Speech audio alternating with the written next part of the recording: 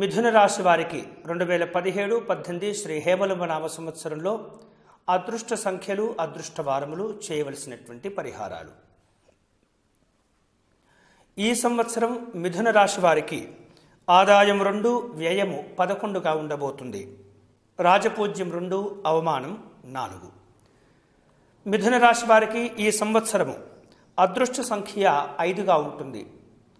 5తో పాటుగా 1, 3, 6, 8 తేదీల సంఖ్యలు, అలాగే ఆదివారము, గురువారము, శుక్రవారాలు కలిసిన విశేషమైనటువంటి యోగప్రదంగా ఉంటుంది.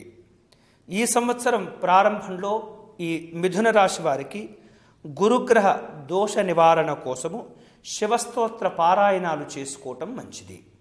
అంతేకాకుండా వీలైనప్పుడల్లా గురువారం రోజున రుద్రాభిషేకాలు జరిపించుకోవటం ఉత్తమమైనటువంటి ప్రయోజనాలను పొందిస్తుంది.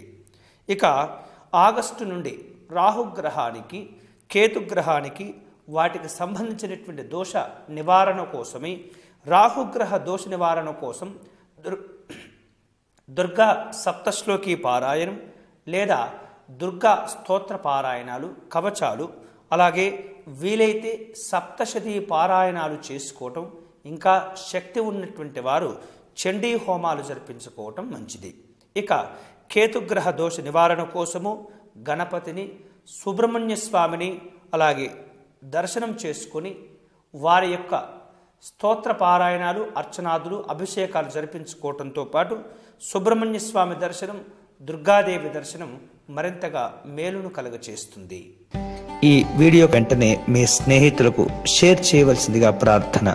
అంతేకాకుండా మా యూట్యూబ్ ఛానల్ దర్శనం టీవీని సబ్స్క్రైబ్ చేసుకోవటం మర్చిపోవద్దు.